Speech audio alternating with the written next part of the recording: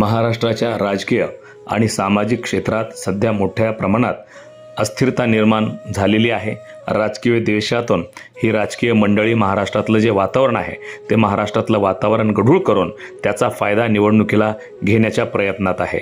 जवळपास गेल्या 6 महिन्यापासून महाराष्ट्रामध्ये जातीय द्वेषातून जी काही स्टेटमेंट केली जात आहेत, जी काही विधानं केली जात आहेत, त्या विधानाचा काही एक परिणाम या ठिकाणी महाराष्ट्रात दिसून येत नाही.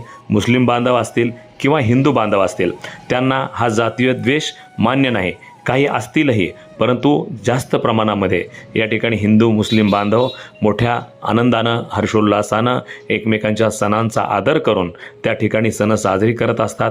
त्या सणांमध्ये एकमेक रममान होत असतात. महाराष्ट्रामध्ये खऱ्या अर्थानं राजकीय द्वेष पसरवण्याचं काम जर कोणी केलं असेल, जातीय द्वेष पसरवण्याचं काम जर कोणी करत असेल, तर त्यात प्रामुख्याने आमदार नितेश राणे, त्यांचे बंधू निलेश राणे आणि केंद्रीय मंत्री नारायण राणे, तसंच भारतीय जनता पक्षाचे विधान परिषदेचे आमदार गोपीचंद पडळकर, विधान परिषदेचे आमदार प्रसाद लाड आणि त्या ठिकाणी राम कदम, ही मंडळी या ठिकाणी मोठ्या प्रमाणात जातीय द्वेष निर्माण करून समाजामध्ये भांडणं लावण्याचं काम करत आहे. हे चित्र एकीकडे पाहत असताना दुसरं एक सकारात्मक चित्र राज्यातून समोर येत आहे. कोल्हापूर ही छत्रपती राजर्षी शाहू महाराज यांची पावनभूमी, त्यांच्या पदस्पर्शानं पुनीत झालेली भूमी आहे. याच भूमीमध्ये एक सकारात्मक चित्र वार्ता प्रतिनिधीच्या निदर्शनास आलं. ते चित्र अवघ्या महाराष्ट्रावर पोहोचावा, हा त्यामागचा एक उद्देश आहे. बाबू जमाल तालीम मंडळ हे जे आहे त्याच्या वतीनं त्या ठिकाणी गणपतीची प्राणप्रतिष्ठापना करण्यात आलेली आहे. साधारणतः गेल्या अनेक वर्षापासूनचा या बाबू जमाल तालीम मंडळाचा एक इतिहास आहे. त्याच परिसरामध्ये मुस्लिम बांधवांची पवित्र अशी मस्जिद आहे आणि त्या मस्जिदीच्या प्रवेशद्वारावर हे बाबू जमाल तालीम मंडळाचा गणपती दरवर्षी बसतो आणि यासाठी मुस्लिम बांधव स्वतःहून पुढाकार घेतात.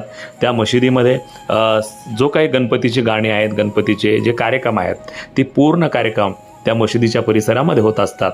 परंतु त्या ठिकाणच्या मुस्लिम बांधवांनी त्या ठिकाणी पुढाकार घेऊन, आणि विशेष म्हणजे मुस्लिम बांधव त्या कार्यकारिणीमध्ये गणपती मंडळाच्या असतात.